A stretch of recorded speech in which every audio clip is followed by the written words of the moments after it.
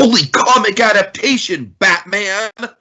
Tiki here, and I have watched through each and every episode of Batman, the animated series, for the first time, and now I'm on a broader journey into the wider world of the DCU, specifically where the Bat family is concerned. And Dragon, we've been doing crossovers, we've been doing, Static Shock, we've been doing a little bit of mixed media, but what is this, a comic book? A comic book? What is this madness, Dragon? Tell us why we're here, sir. Well, you see, folks, long ago, I made a vow to educate Tiki in the ways of Batman, the animated series, serving as his spirit guide to Gotham in a way. But now, Batman's become part of a bigger universe, and the mission goes on as we enter the greater DCAU. And so we're bringing it forward with the comic adaptation of Batman the Animated Series, specifically the Red Sun Rising arc. Jason Todd in the house. All right. Okay, Dragon, so of course, it's been a while. So I want you, just for my benefit and for the people's benefit, to just kind of like sort of set up the whole show again and sort of like where we're at chronologically speaking, because this is a big sort of transitional point before we get into my thoughts on this. Right. Okay, so basically, folks, we're in kind of phase 2 of the grand mission here to educate the boy. Of course, phase 1 was getting him up to speed on, the animated series and the new adventures, which he is. Phase 2, roughly, we're covering, we covered kind of the crossover stuff pretty much, which started with, Static Shock and some of the movies like Return of the Batwoman. To be fair, that kind of bridged this into things, and basically we're now going to get into kind of the greater a selection of the Justice League episodes that basically feature Batman heavily. Would you say it's a hand-picked, curated selection on your end, Dragon? Yes, of the most Batman-centric episodes of Justice League, yes. Nice. I'm excited. That's pretty much where that is. And then Phase 3, I think you folks probably know where Phase 3 is going. Well, one could say a step beyond what we've been talking about before. Brave and bold? No, Tiki. But who knows? Maybe in the distant future. But oh God, 2030, baby. Right. Anyway, I wouldn't make any promises. But again, DCAU being the operative focus here, because the DCAU does have an ending for Batman. So sure. Anywho, so let me. You want me to do the? Yeah, you want to tell us how you felt about it? Then I'll do the. Yeah, I'll tell you how I felt about it. So, Dragon, of course, I've known about the existence of this comic for a number of years. I've always wanted to check it out. I've never really had the time to. And I will say, Dragon, this definitely made me want to go and read the whole thing, because it's very, very digestible. What I like about this is that stylistically, it's kind of like a melding of two worlds, of course. I mean, obviously, that's what it's supposed to be. But, I really like how they get the flair of Batman the Animated Series, specifically, Dragon, with how this episode is structured. And I say episode in a very broad sense of the word, because really reading through this arc, it very much, it has the tone, it has the pace, it has that 5-act structure that you keep talking about. And, that flashback format. And it really does just kind of like encompass everything that you love about Batman the Animated Series. But by the same token, of course, we're kind of playing around with the word boxes, and we're playing around with the art styles and the panel layouts. And, I gotta say, Dragon, this is honestly one of the most digestible comics that I've read in a while. Because, of course, I feel like a lot of comics, with all due respect to the Scott Snyder stuff, I love the Scott Snyder stuff, but those could get pretty wordy, Dragon. And these they very much felt like cartoons come to life, just kind of like I don't know. Cartoons or comics come to life, so I guess it's kind of a downgrade. But it's kind of reverse engineering in a way. You know what I mean? It's very meta and very heady in that this is a comic based off the cartoon. Yeah. But what I liked about it is that it felt very animated. You know what I mean? Like the way that I don't know. I felt like there was just enough dialogue to keep it going, much like the show itself. The show itself doesn't rely on dialogue, and this doesn't either. but it uses it when it has to. You also got some visuals that really kind of tell the story as well. Yeah. And the colors in this really pop, Dragon. The colors in this, that's the last thing I'll say about this, and then I'll kind of let you take the lead here. The colors in this really pop, man. I was really, I don't know, it was just, it was really getting those endorphins pumping. It was just like very, very visually pleasing for me. Well, it's funny you mention how much it feels like just pretty much the animated series, or cartoon. Is that is the fact that the way they've kind of broken these, these arcs of the comic down is they're calling them seasons, which is really cool. Like basically there was a story after this one, which basically was kind of like the season finale, and right now the comic's still going. It's only going to be for like 7 issues for like this next season. So they're really trying to go for like it's just more of the animated series, just in 2 dimensions. Well, in the papery format or digital. But this really does feel like a solid if there were a Batman the Animated Series Season 5 in some form, and they did a Jason Todd 2-parter, this really feels like what it would be like. Certainly.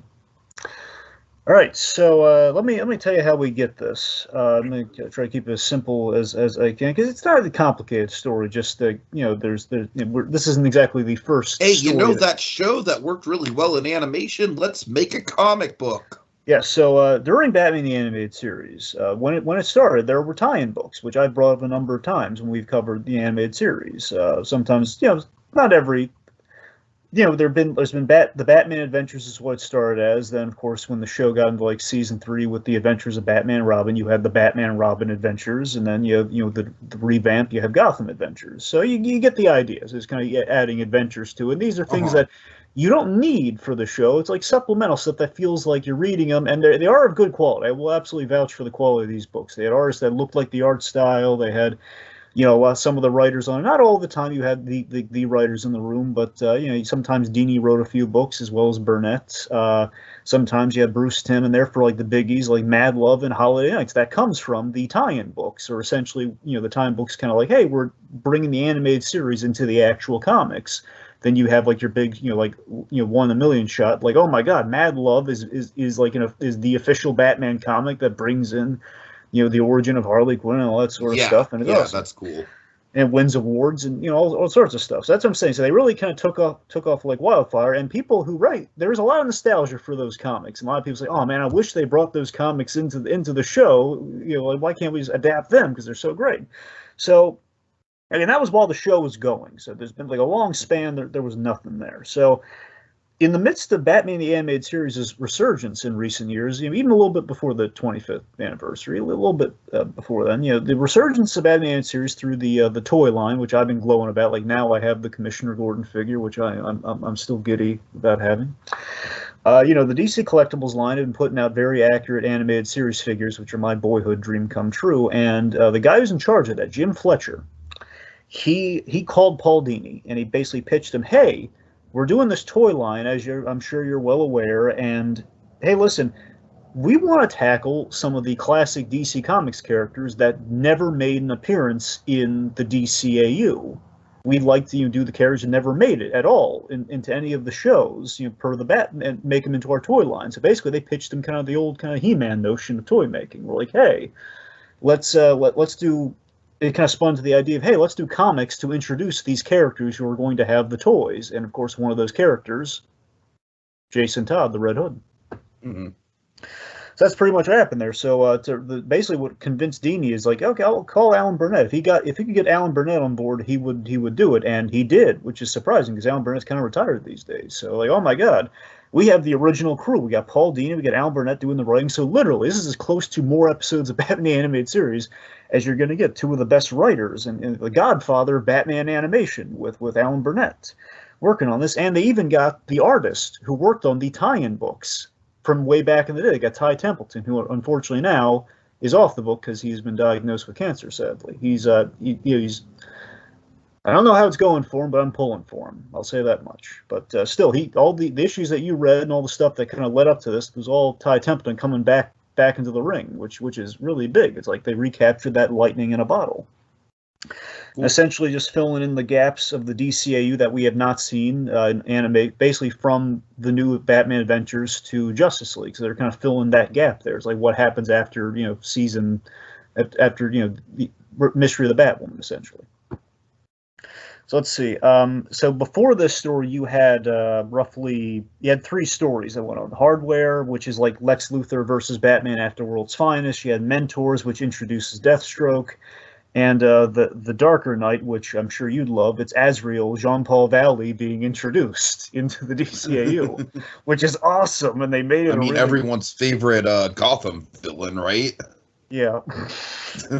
No, but seriously, again, I thought Azrael would have been impossible to do, and that's what I'm marveling at with this thing overall, including the story we're here to talk about, is that we took these characters who, like, at the time seemed too complex or too kind of trendy, like 90s era Batman. I mean, of course, Jason Todd really is the big one, right? Because, like, he is the one that kind of, like, links the comics. Like, I feel like in the same way that Harley links the animated series to the comics, Jason Todd kind of links the comics to the animated series, if that makes sense. And very famously, as I kind of said before when we kind of covered, kind of the Tim Drake of it all in New Adventures, is that so famously they could not adapt Jason Todd for Saturday morning because even as dark as New Adventures got, we can't kill a minor on kids' television. We can't do that.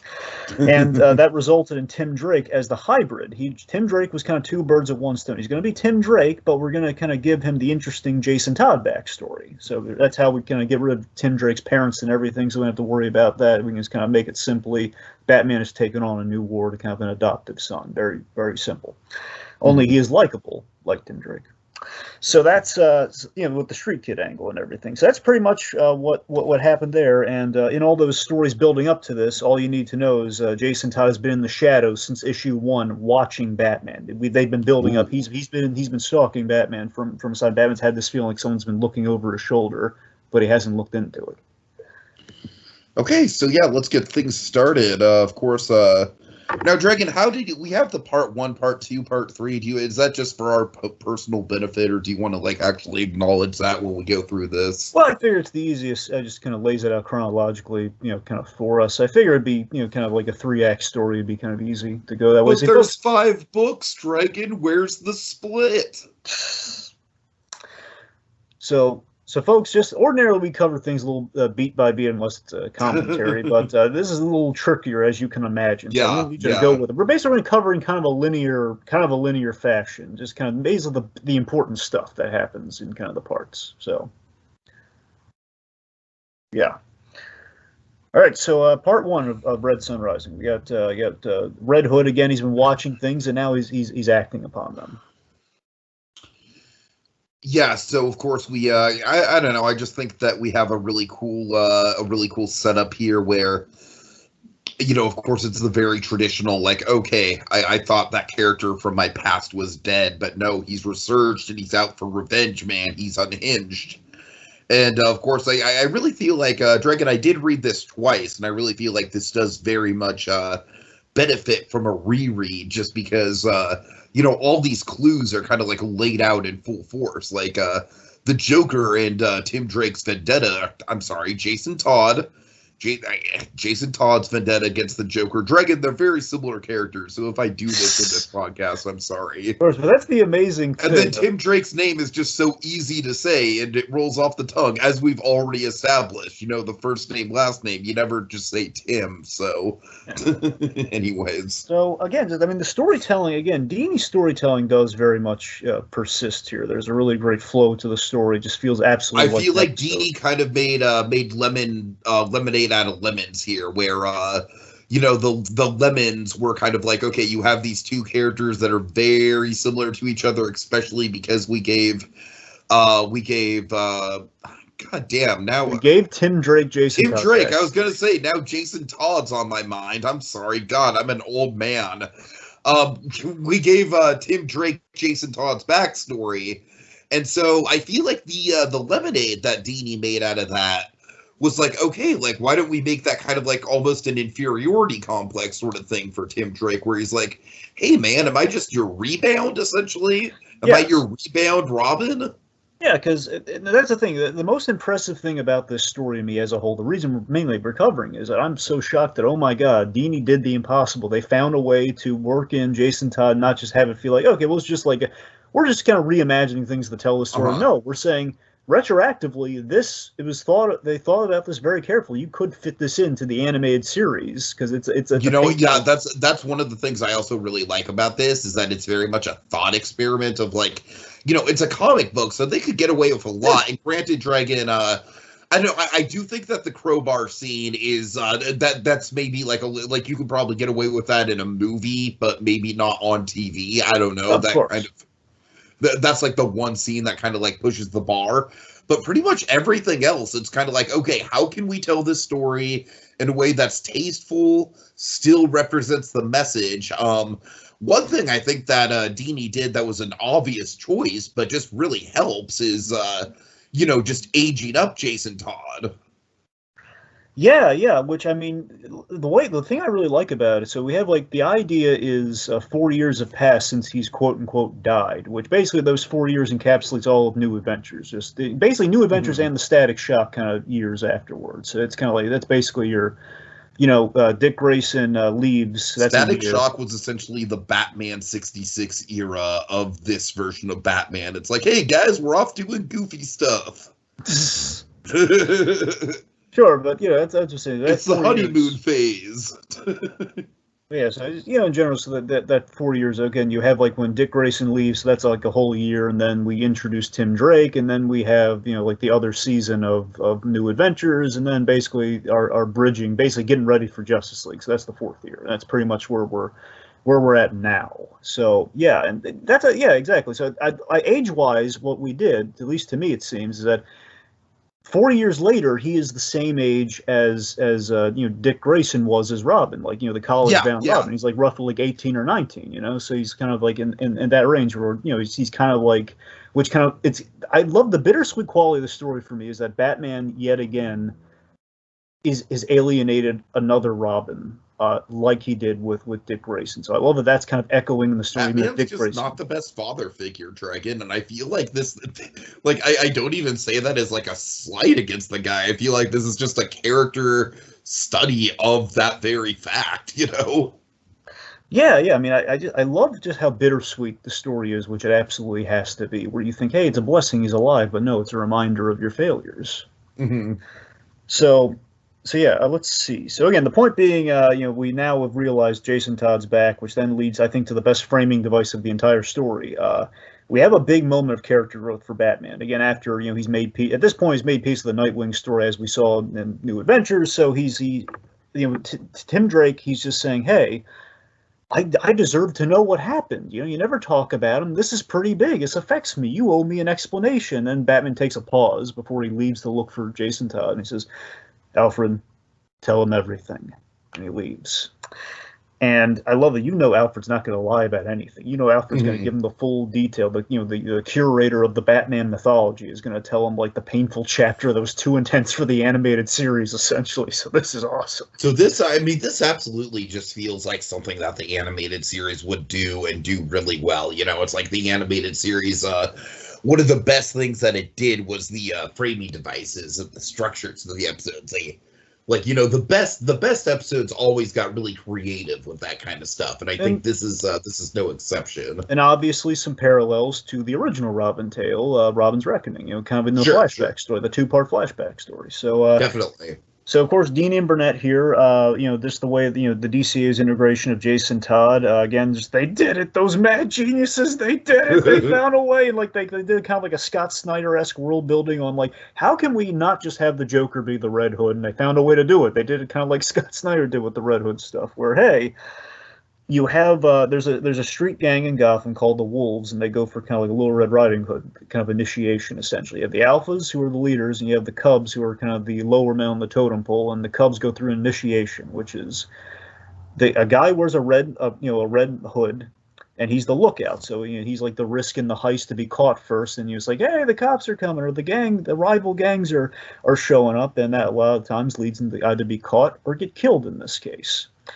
I just love that that idea is founded in the Killing Joke, which is why they give the guy the red hood, so like, he's the fall guy. I feel like it's a lot more legitimized here because I feel like with the Killing Joke, they don't really get into the nitty gritty of it. It's like, you're the low man on the totem pole. You gotta wear this silly cone. You know what I mean? Yeah, I mean, it's in the Killing Joke, but it's subtle in the Killing Joke. It's like a blinking you miss it moment. That is good. It's clever, but we get to expand it. But this is like we get Alfred Pennyworth's like full blown narration on the on the logistics of it, and it's great. yes, of course, with kind of the British snark and just Anyway, so basically, I also like that it's kind of implied if you want to factor in the Killing Joke, which you don't have to because the story stands on its own. I just like if you like that, it's kind of like I've always kind of I don't know, the Killing Joke is one of those weird things where it does affect continuity, obviously, with Barbara, but it feels like such a standalone thing. I don't know. It's such a weird, like, it's not even a gray area, but I want it to be a gray area. I'm just saying in general, they never officially said one way or another until this point if the Red Hood was the Joker when he went, because you remember that origin, the whole Joker's reenactment of his origin where he didn't wear the Red Hood. He's like dropped the guy in the tank, So that's the thing. No one ever knows if sure. That's what I'm saying. I never took a stance on that. So anyway, I'm just saying if you want to factor that, you could say it's a gangland passing of the torch for, hey, we heard about that one Red Hood guy who did this to our gang. I just think that getting into the gang politics of it all, like it makes a lot of sense. And of course, with Batman the Animated Series, we have seen street gangs before. So so I definitely and I feel like it makes it more personal too. It's not just him just going up against some random crazy person in a costume. It's him going up against a street gang that probably has made his life a living hell on a very domestic level on a daily basis, that's what street gangs do, Yeah, like Alfred had a line in there where he says, this practice, this whole Red Hood practice, they always take like a gullible kid and they put him in the mask. He felt troubled by that. And I love you feel that line, like, oh man, yeah, Batman he hates that, crime is being used to kind of hurt the youth of Gotham like this. And that's the thing. So we added a spoke to Jason Todd's, but he's never been, I want to say this is something completely new, where Jason Todd in the DCAU apparently has a brother named Danny who died as the lookout. Like there's like a faulty fire escape. He fell to his death very sadly. We have like Batman watching over this with compassion as he is wont to do. So this kind of led Jason Todd, to become the angry young man who idolized Batman, who kind of found, I'm going to try to be like Batman. I'm going to take a symbol, which is this red hood. You know what it is? It's basically like John, what's his name from The Dark Knight Rises. Yeah, John Blake, yes. John Blake, thank you. Right, but that's what I'm saying. I like that we're paralleling as we kind of button it by the end of the story here. But even in the start, we parallel Tim Drake's origin, which clearly, again, they're kind of walking into. Yeah, Jason Todd obviously liked our take on Tim Drake, but we're gonna weave it. We're gonna weave it. Mm-hmm. So Tim Drake's origin is like he's kind of realizing, yeah, it sounds awfully familiar here. But I like to think so. Again, so basically, Red Hood, the young Red Hood, he kind of goes in there. He's fighting the gang single-handedly, getting a lot of anger out there based on his idol Batman, what he would do. And Batman, I like to think at this juncture in time, this is right after he lost Dick Grayson, like right after. This is this is that year before New Adventures happens. I think he's feeling responsibility and guilt around a lot of things here about how his actions have kind of caused him to be alienated from Dick Grayson, and how, again, I think he's blaming himself for not getting rid of the street gang problem that took this kid's brother away. I think he's feeling really guilty about a lot of things, and also he blames himself. The kid idolized me, so he's put himself in great risk, and I can't stop him from this path now unless I train him. So I think that's going to motivate a lot of that. And of course, that like the fact that he feels that guilt really leads into kind of like the blind spot, which is like the big moral dilemma of this whole thing, as we'll get into. Yeah, he's trying to do something responsible here, but clearly he kind of, by the same token, does something kind of irresponsible that hurts. Icarus, man. Mm-hmm. Flew too close to the sun, or like the Robin flew too close to the sun. Yeah.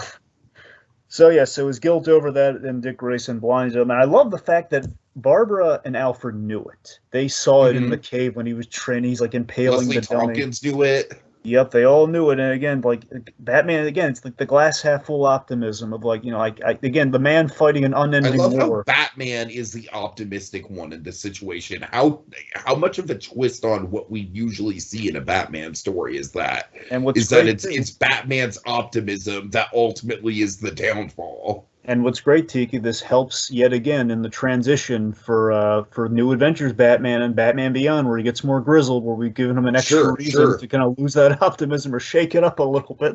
Totally.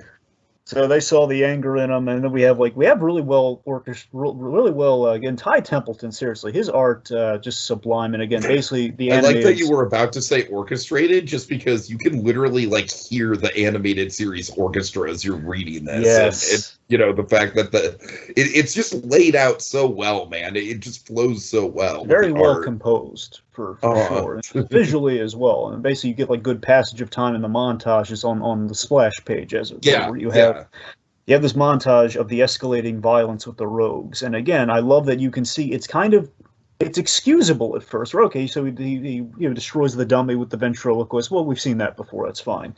Then he drops a fire escape, which again killed his brother. How apropos! Drops the fire escape on lockup. And then we get to the one that he can't ignore. We get the Scarecrow on Halloween with the kind of a televised, kind of fear-gassy crime spree as he is wont to do. And this I love this gets on Joker's radar. Like Joker's watching this on TV and he's saying, "Boy, this kid needs some family therapy." I love how the Joker is basically just like, I want to be the good dad. I know, which of course lays some seeds. Joker thinking about the Bat family and how he relates to it. Some seeds for some even worse stuff that's going to happen in the future. So yeah, and he tossed Scarecrow out a window, and Batman caught him. And I love how obviously they're getting the inspiration from stuff from New Adventures of this. For like, hey, remember when Batman was under the influence of fear gas and he threw a guy out a window? I very much went to that episode with this for sure. Also, it definitely felt like a callback. A little bit of an over the edge origin, where hey, Scarecrow very almost was he's thrown off the edge of a building, much like he in the dream state killed Barbara. He knocked her off the side of the building. Sure. A little bit of foreshadow. All right, so then we have the great Alfred. Oh my God, Alfred! As even though we don't, sadly, we'll never hear the man again. But just the fact that we, okay, just the fact that like we have like the dialogue on the page, and it's like, Dragon, the man doesn't even need to come in to record the lines. We can hear him in our head so clearly with this, Yes, just Alfred confronting Batman after this event, and just the fact that there's we call it out. There's no ambiguity, sir. You have to face facts here. I've tested the suit. Alfred, don't you think I haven't tested the suit an hour beforehand? Just the fact of like, no, you can't excuse it. Robin wasn't under the influence of fear gas. He did this himself, and like Batman knows it already, and just he's been clinging to the deluded optimism that I can fix this. I don't want him to be lost. I can't lose another kid to crime in this city. I just can't do it. And then that leads this as a sad, messy breakup of just Jason has overheard this, and he's a young kid. He's you never trusted me. He takes the suit, he kicks Batman, he's leaving. That kick honestly was one of the most shocking moments in the whole thing to me. And again, it's like, because Batman and Alfred are absolutely right in this situation. The kid wasn't ready for this, and it's just like and I love the fact there's nothing that would have saved this scene. This messy breakup would have happened anyway. You sliced it, he would have taken this suit. The sad trajectory of destiny sometimes. All right, so then I like how we round things out with kind of Act 1 here, where Batman, he's been looking for him the whole time as the story's going on. He finds him in the place where they first met, the bar where he found him, the den. And, we just have, Red Hood calling Batman out in the hypocrisy of, like, you're Bruce Wayne, you're Batman. You want to see the good in people, but you're also smart. You're like this Bat God who sees all these angles. You can't have it both ways, Yeah. Yeah. All right, so that leads into part 2, and then we have, once again, it's like we have Leslie Tompkins kind of calling Batman out, and this really does kind of lead to a big falling out between the two of them. Now, speaking of, that's the great thing, is that, remember, Leslie Tompkins was not in New Adventures. I mean, she had like a background thing during the wedding, but that's about it. That's something she'd have to go to, but she's this gives an origin to why she's not in New Adventures. You know, it's like, yeah, she's been on the outs with him over the Jason Todd affair. That's why we never saw her again. Which totally makes sense I love because her. you know that's like kind of like you know that's her soft spot, man. Is the you know, is the orphans and the kids. So it's like, you know, seeing Batman drag another kid down that road. I don't know. I just love the logic in that. Let me tell you something really cool, Tiki. All right. So in the comics, when they reintroduced Leslie Tompkins, like the cool version of Leslie Tompkins, you know, basically the one we kind of have for the animated series, when we reintroduced her in Detective 574, that was it was a Jason Todd story where basically Batman brought like a dying Jason Todd to her and she chewed him out like this. So this is like a really cool pull from the original comics. Like, oh my god, this is like the introduction of Leslie Tompkins. Nice, And nice. so that was really cool. Like, they retrofitted that in there, so, and with Jason Todd being a factor, as well as cool. Anyway, yeah. So she's. Here's the chilling part of me to the scene. Before she hashes it out with Batman, Batman shows up in the clinic, as he is wont to do, and this little girl says, "Oh, I'm not scared of Batman. He'd never hurt a kid." It's like, oh my god, stabs her right in the... Totally. Yeah. That's a Dini line if I ever heard it. My god. That's deep, man. Yes, and just like, oh, god, because Batman, he did hurt the kid. He didn't mean to, but he did.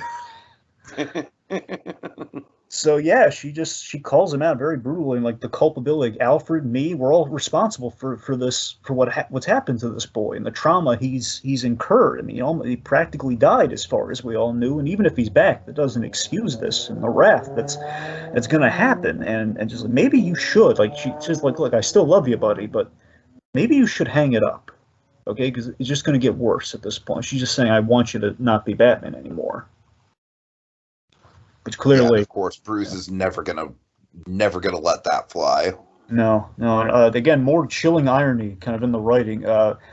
We had like a mini, not really a full-on flashback. She's recalling Jason Todd, like the last time she saw him, and she had like a line to him as the doting mother, as an angel of mercy figure. She's saying, "One of these days, you're going to meet your maker, and no one's going to be there to save you." Which clearly is what happened. It's very sad. All right, so of course we have that boy barbarian arc in Dragon. This is where it gets really interesting to me, kind of like, you know, kind of having this problem child on your hands, where it's like, okay, like, this is going beyond just a kid having some anger issues. This is a kid having, like, you know, maybe some genuine psychosis issues. And we call it out by people who would know. Oh, yeah, right. Yeah. So this boy barbarian thing was, I'm with you, Tig. It really did grab me too, because again, I'm already thinking, okay, well, there's the origin. Because Jason Todd, like, everything I've known about, he pretty much is just kind of like the redheaded middle stepchild of the Robins. Yeah, I mean, what we've done here so cleverly is we've kind of, okay, let's take the not so great character, basically the character traits that were responsible for people like, hey, you want to save him? No, I hate that kid. Exactly. But we've turned it into like more of a character arc of like, oh, this poor, like, you feel sympathy for him versus like, I hate this kid. Or it's like he's not just edgy, it's like he's edgy, but you know, it's kind of a tragedy that he's this edgy. Yeah. Where yeah, like he's getting extremely brutally violent as this barbarian. He's tossing Penguin out of a plane. He's grappling through Man-Bat's wing. He stabbed. The most brutal one to me personally is he stabs Clock King. He pins him to like a clock by stabbing him with the hand. Oh my god! And then of course he shoots Killer Now, this Croc. is what I love about this too, is that it's him doing this as Robin. And Drake, this is a very like Spider-Man kind of idea here, where it's like, you know, he's doing this like it's not a villain and like imposing as Robin. It's the Robin, you know, It's the guy. It's like Batman gave him the costume, but it's like Batman, you know, he can't just put out a press release and be like, we're no longer affiliated with Robin. You know, it's such a cool kind of like you know, like the devil is in the details with this sort of stuff, with the public perception, you know? Yeah, I mean, I love that we had like a bit in there where he has to explain to Gordon, like, no, he's not. I'm not sanctioning this, Jim. Right. I have to find him and bring him in. Which basically, like, the last straw is like he he literally picked up a gun and shot Killer Croc, who by miracle survived. I love that the gun, of course, is the last straw. Like anything involving Batman and guns, Dragon. I feel like you and I are both suckers for that. And like when he first met him, he picked up a gun and Batman disarmed him when they first met. So this is like he still. So he the still gun is that. it's a powerful runner, man. It's a powerful. Yep. In each act, we have a big gun moment in each act. We have with the origin, with this, and of course, big one with Act 3, which we'll get to soon. So fun again, like all the animated series players in the original animated series designs, by the way, because we are kind of at that transition point, which makes sense. We find our old pal Sid the Squid. He gives him the lead to the Joker. Yeah, he was a fun cameo. Yeah. So basically, long story short, Joker and Harley Quinn they faked this really explosive breakup to lure Robin. Oh God, yeah. It's love like she's basically. I think it might be a Birds of Prey homage to. Well, that's what I was gonna say. Like, what if Birds of Prey did not go down the way that we thought it did? Yeah, because I know Dini sees these movies, so I mean, assumedly he's also seen Birds of Prey. He's really nice about it, though. He'll say, "Well, it was nice they gave it a shot, and they did something." So, like, anyway, like he's just happy that Harley Quinn's getting the spot. They give it their old. They gave it their old college try.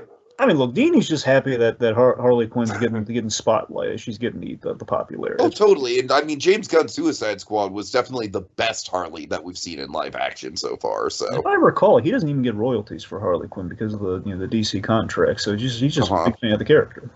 Yeah. Anyway, so basically, Joker is lured. He's lured Robin into this trap, and that leads to the family therapy session. Oh yeah, this was a great cliffhanger. Oh yeah, just oh god, I love. We have Dr. Harleen Quinzel providing a diagnosis here, basically calling Batman out. This is probably like the most dialogue-heavy bit in the whole story arc, but it's great. Yeah, and it's a really it's a really smart call out here, where basically Harley Quinn calls out Batman on building a vigilante dynasty, or in other words, kind of these building. Batman has been trying to build a new family for the family that he lost, hence the purpose of the Bat family in total. So, but yeah, through the outside, that would absolutely be seen he's building a vigilante dynasty of the Bat family in costume, so to speak, which is kind of putting Batman in a negative light here. And then there's kind of like getting the cynical thing of like, hey, they'll make anyone Robin at this point, even a maniac, as evident by the Boy Barbarian here. And Joker's logic here is, okay, I'm going to lure him here. We're going to do kind of our shtick here. We're going to do like the head trip. But then he's been a plague on everyone, all of our fellow rogues. He almost turned Croc into luggage. And Joker, basically with a crowbar, I'm going to send him to the big bird bath in the sky. And of course, anyone who's familiar with the comics, like, when we see that crowbar, we kind of know what's coming. Yep, and we tied him to a parade float, which was a big runner in New Adventures, by the way, where he always had these parade floats. To kind of hang. The main location he had for his base was like the giant parade float. Oh yeah, you're right. That was kind of a runner. Now that I think about it. So he ties him to a parade float, and he's beating him with a crowbar. And here's the thing: it's a change from the original. We always take him like Sarajevo or kind of somewhere way out of Gotham, which never felt right for the Joker for me. I mean, I liked it in the Under the Red Hood animated movie because Ra's al Ghul's involved. But if you do it like this, keeping it local, I think works. I thought it was kind of a good change to make it a little closer to home, literally. So this is a recent thing that's been happening with like the White Knight books I keep raving about. Harley Quinn. She's been a little more gun shy about like being party of like killing a Robin with a crowbar. So I like that we. What I like about this is it's basically just like she gets a chance to be, to basically like put on a performance, and that's where she thrives, right? Is the theatricality. Yeah. And then as soon as it turns real, as soon as it gets into like the real violence and the real like ramifications, like, okay, this guy is, for as much of a thorn as on your side as he is a child. Yeah. So yeah, this moment definitely showcases the humanity in her for sure. Yeah, which again has been a kind of a great recent addition. Where when they originally did the Death in the Family, there was no Harley Quinn to speak of, so they could and of course that leads to one of my personal favorite moments in the James Gunn Suicide Squad movie, the whole payoff to that. I will admit it's a little bit of a plot cul-de-sac, but I think it's an awesome plot cul-de-sac, Dragon. Anyways. Right. But yeah, it's kind of like a great addition. But now that we have Harley, and if we are telling the story, we can fit her in there. We need to explain what her reaction would be. So all that's tracking well, and we learned that she basically told the police what happened. That's how Alfred knows this for the story. So kind of she's been on the side of the angels for a lot of this. And honestly, the way the comic goes, she's kind of on the outs of the Joker at this juncture. So it's all kind of relative. Anyways, Batman arrives. Shootout happens. These hydrogen, the hydrogen for the balloons goes off, and there's like explosions and fires. And really kind of classic, kind of the bombings that go on after Jason Todd's beaten near to death. So again, we found a way to kind of use our location to the fullest. So big moment. Jason Todd has been beaten. He thinks he's going to die, so he's begging Batman, use this crowbar. Oh, this is great, man. This is great. This is such a Dragon. This is such a telltale moment right here. It is, and I can just hear Conroy in these moments. There's always been, ever since the animated series, anytime you read any Batman comic, you always hear Kevin Conroy, but especially when it's an animated Batman comic, you hear Conroy. And just hearing the heft of these lines, just the way it's written, is like, Jason, we can't become what he is. And then Jason's begging, brother for a brother, because that's the thing about him in the first place. Him losing Jason will remember this. Oh, yes, he will. Yes, he will. But yeah, it always boils down to him avenging his brother. And traditionally, the Robin, like Dick Grayson, had kind of, some could argue, like an older brother, little brother relationship with Batman. And so again, the brother thing, I think, holds a lot of water here. Sure. So basically, I just love how insulted Jason gets, where Batman takes that crowbar and he walks over and he uses it. The Joker's pinned under the car, like during the explosion. So basically, he uses it to get Joker out of there. And like Jason's like, "No, what are you doing?" And he goes over, and then they're separated by this explosion. And we learn later, basically, balloons kind of carried him off. Which, yeah, I think that's fine. It's earned. I can buy it. It's fine. Yeah, comic books anyway. Come on. Yeah. So he basically, he's whisked away. It's a rough ride, but he's whisked away, and that's why Batman basically. I love the detail. The Batman. He dug through the rubble until his hands bled, searching for months. He found nothing. He looked everywhere for this kid in his body, and just nothing. It's the fact that the detective has no answer. It's like a cold case they never solved. That just adds even more dirt to the world's greatest detective and what he's deemed to be his greatest failure. And then, of course, going through all these flashbacks, part of the structure, why the structure works so well. Yeah. Now that we go back to Batman's point of view, we're going to get kind of a cliffhanger. So let's talk about the cliffhanger really quick. Yes. So great Alfred moment with Tim Drake. He comforts him about his fears. Like, I have a similar background. Dragon, this fake out absolutely got me. Yeah, it did? It did. Absolutely. Oh, that's cool. That's awesome. But seriously, I just love the heartfelt moment followed by that, though. I just love the fact of, like, Alfred giving this beautiful, comforted thing of, like, Tim Drake saying, "Oh, my God, my background's so similar to this guy. Should I be worried?" And he says, like, Master Timothy, Jason Todd lacked integrity and dedication. These are things you do not lack. If there was any doubt, we wouldn't be having this conversation. Just how lovely can you get with this sweet butler? Anyway, so Batman returns and he apologizes for the secrecy and everything, and how the situation's been now. Anyway, so he apologizes, and then what happens, Tiki? Tim Drake has a little call out, Dragon. Yep, I wouldn't. Any Robin worth his salt would know you're not the real Batman. He basically. Yep. Batman doesn't apologize. He doesn't. So yeah, it's an imposter. It's Jason Todd in a bat suit, and then I love this. Alfred springs into action to protect the boy, and of course he's knocked out. Which is like, you mess with Alfred, you get the horns, mister. So Jason, he's about to get the business from Tim Drake here, but clearly Tim Drake outmatched. But I love this. I love that Todd, he kind of frames it like a lesson. Hey, free lesson, kid. When you get angry, it makes you sloppy. Not that you'll be able to use this lesson. So it's really cool. He's like, I've been you in this moment. I respect it, but it's not going to serve you well. Like a guy speaking to his own flaws years later, looking back on it. That's kind of cool. Anyway, so he has captured him. He's captured him, brought the costume, knocked out Alfred. So Red Hood's got some plans for our young Robin. That brings us to Act 3, where all the action happens. Yeah, that plan involves a tank that slowly fills up with water. Yeah, a lot of 60s Batman in there. All right, you want to explain this death trap? I think it's a really fun death trap. Well, before, I want to get your thoughts, because we didn't talk about him earlier. We can definitely have to talk about him now. So Joker has a new henchman in lieu of Harley Quinn. Okay, I'm not crazy about this guy. Really? I think he's a little over the top. What do you think about? Okay, so we have Joke just to set up because we also have another henchman in this scene. So Joker's visiting the Penguin so he can skip town, given that someone's literally gunning for him, and Penguin's like, no, I want to see how it plays out. Maybe someone's going to take it. So we have Mr. Wing, who's like this mutant bird muscle for the Penguin. And we have Straight Man, who essentially is a prospective super soldier, like a Captain White House guy, as the Joker puts it. That Joker is kind of turned into, brainwashed into a henchman. Okay, well, first of all, Mr. Wing, they make a Family Guy reference, and I didn't appreciate that at fucking all. Well, that was a reference to the Good Family Guy, though. And Family Guy was around. I don't care if it was a reference to Good Family Guy, Dragon. I don't care. It was a reference to the 90s Family Guy, though. It still bothered me. And as for the other one, I mean, he was fun, but I just feel like he kind of threw off the tone because, like, he was the one element of the story that was kind of like, oh, okay, that's a little over the top.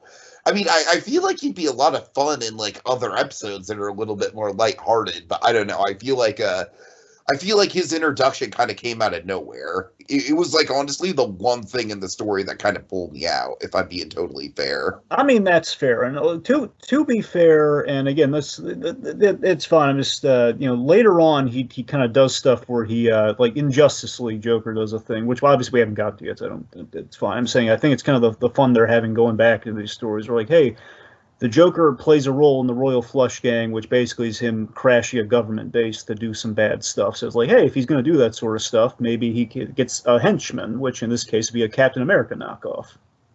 Sure. So I mean, that's the lot. Yeah, that's fine.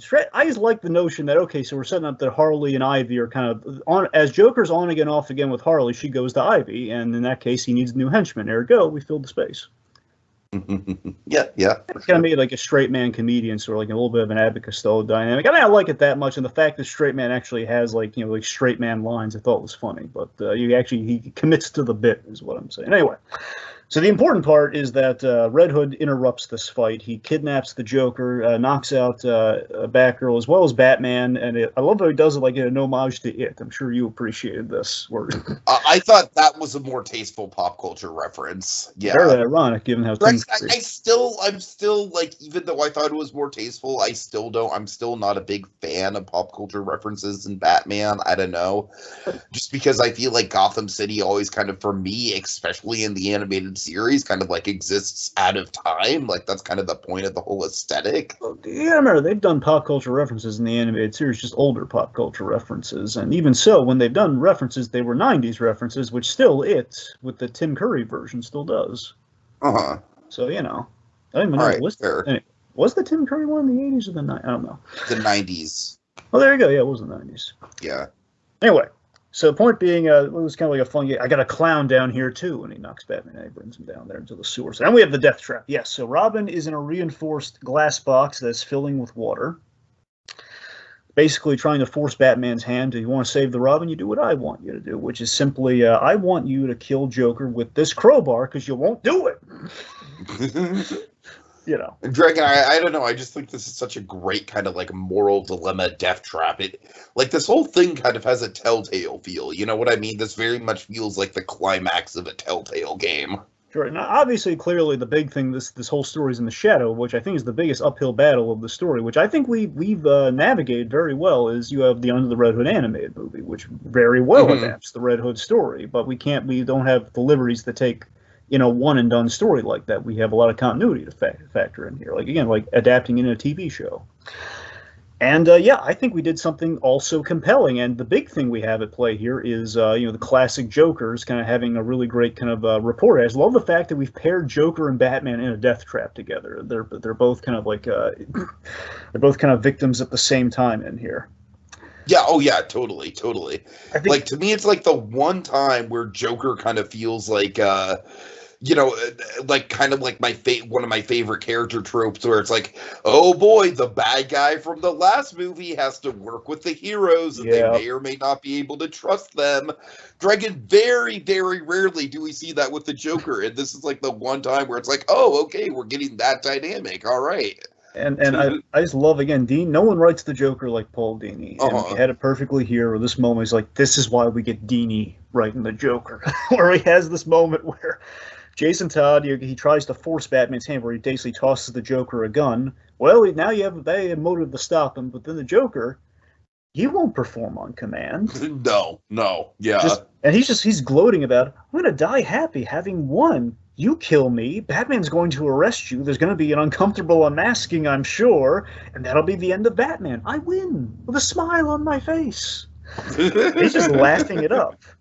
And then Batman, very cleverly, again, ever the escape artist, he's getting in Jason's head here, a little bit of mind games, where he's cluing in Robin he says, oh, he'll get out, and he's giving him clues like, all this, you've been around the block, use the pressure, basically block the pressure with your cape, so you can break the thing, get out of there. So he's tipping off Robin how to escape, but also he's getting in Jason's head with a really great cutting line that I think has the most hilarious moment in the entire book, where Batman says, oh, Robin will get out. Jason says, that's impossible. And Batman's like, for a weak, immature Robin, maybe. And then Joker's just going, wow. And Batman's just quiet. So, yeah. Even Joker's like, wow, he was your sidekick. My God. He buys these Robins by the gross. I thought I was crazy, but jeez. Jeez, I beat him half to death, but still, I never insulted him. Anyway, so then we reveal as Batman's been stalling so Robin can escape. Joker has also been stalling because Straight Man, because he did brain surgery on him, there's a homing beacon in the guy's head so he can find the Joker. So basically... Yeah. And this is, I don't know, this is kind of where it's like the finale is fun, but I kind of feel like the moral dilemma kind of goes out the window a little bit. It's a little bit of a Deus Ex Machina. Well, kind of. Basically, the Deus Ex Machina more so is that, okay, we need to get Joker and Straight Man off the table. Basically, when they fight, they flood the place, so those guys are literally swept away, so we can have the intimate moments. And we get back to the moral dilemma, though. Sure. I think. Well, at least I think we put with the ending. I think we put a nice button on it. We're okay. So the sewer's flooded. Our bad guys are out of the fray right now. Red Hood. I love how poetically he's hanging by the crowbar that is embedded in the wall. And Batman's yet again making the effort, like, come back, Jason, let me help you. And then Jason just has this really smart, I'm going to say this is more Alan Burnett, I don't know.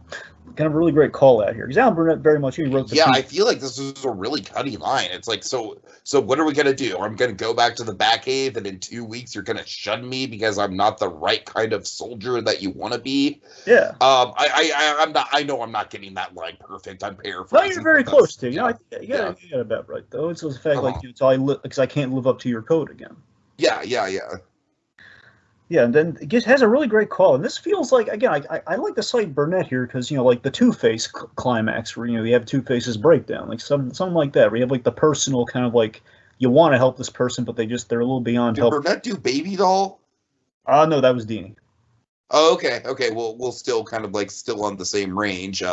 Baby Doll, of course, also has the emotional breakdown at the end. Yeah, but this is the hallmarks of what made Batman the Animated Series great, where you have like a realistic conversation about this stuff, where Jason's saying that there is no easy solution here, or Jason says, you can't change who I am. Save the Robin who needs you, which is Tim Drake. And then basically, you're off the hook, Batman. He makes a joke on his way where, he gets off the crowbar, the hook, if you will, and he falls. So here's the most bitter, we have two really bittersweet notes that end this whole story. One with the epilogue with Jason Todd and the one before that. So Batman, Robin, and Batgirl have a nice moment together, it seems, where they try to assure Batman, look, don't beat yourself up. Jason made his choice, which is true. Batman can't really, he offered his hand at every opportunity. Batman did everything he could. He knows you never abandoned him, as evidenced by everything that happened in the story here. And we're not going anywhere. There's the bittersweet note. We're not going anywhere. We're clearly, totally. By the time Batman Beyond rolls around, Yep. But again, it's knowing what we know. It's kind of a bitter. It's a wonderful bittersweet note. Sorry, Alfred, you're not going to get the Jarvis treatment. Yeah, but again, I really like that we hit like a comforting thing followed by just kind of like an empty promise almost of like, it's a nice thought, but time changes things. And so then we have the epilogue where basically we show that, hey, Jason is not dead, kids. So Jason was found by Deathstroke and his sidekick. Oh God, Dragon, I didn't even know what to think of this because I was like, okay, I assume he has a history with Deathstroke. Well, no, this is the first again in this new the Adventures Continue thing comic that's happening. Like this is a part of. The second story was introducing Deathstroke. So Deathstroke has been introduced. That's what I'm saying. Like, I assume he at least met him before because he recognizes him. Yeah, I think he spotted him stalking Batman. I think Uh-huh. that's about it. If I recall, I think that's how it happened. But this is like the proper introduction. So he basically found him. He's making the offer of new family, which he then makes the very bittersweet kind of line here. You know, a new family appears when you need it most, which again is so bittersweet, knowing that Jason Todd knows better. He just gives this look to the side. He just looks so sad, and he's just like, because he knows from his past, he thought he found a new family with Batman, and it didn't go well. So he's just like, well, we're just going on to the next one. It's not going to make me feel bad. And it's another like very ambiguous note. It's like, okay, like what are we going to go from here? You know, he kind of seems to be stuck in a cycle almost. Yeah, and again, you feel pity for this kid. Totally. All right, so Dragon, yeah, final thoughts on my end. I think it's like I said, I just think the whole thing just flows together very nicely. It's a very easily digestible, easily readable few issues of comic books. The art is really nice and flowing. I think the mystery is handled really well. And, you know, most importantly and most impressively, I just feel like the spirit and in a lot of ways the tone and the structure of Batman the Animated Series proper is represented so well in these books, you know, to the point where you can hear the voice actors delivering the lines and you can hear the music. You know, it feels like a very authentic experience in reproduction of what we love about the show. Yeah, final thoughts for me. Again, I've always loved these, the tie-in comics to the animated series. So this new series has just been an utter delight to me on the whole, and the fact that we got Dini and Burnett, so we have like the highest caliber of Batman writers working on this, so it's pretty much as sanctioned as it's gonna get. And it's just been, yeah, I just love these weren't just like empty toy commercials. Like they literally pitched as, it's like literally pitched like He-Man, like, hey, do comics so we can go give some depth to the toys, pretty much, you know, where we've made it something really, really impactful. And again, so impressively to me, something that absolutely you can just slide into the DCAU and how that story goes, which is the greatest compliment you hear with fan films all the time. Like, it's so good, it might as well have happened. In this case, yes, this is canon to me. There's nothing's really violated anything. I'm not saying like into the second season there might be like a few hiccups here and there, but I gotta tell you, this first run, everything rather flawless. And again, this is a beautiful way of telling the Jason Todd story, and then making it not like a rehash of Under the Red Hood, making it something very unique for DCAU. And I'm truly impressed by it. I can't say enough nice things about it. I loved it. All right, take us out, Dragon. A new venture, aliens among us, a crisis too big for the world's finest. Can the Batman play nice with his new super friends? Will they settle on a cool name and an imposing base? Tune in next time to find out. Same animated bat time, same animated bat place. On the next visit to the animated Batcave with Secret Origins.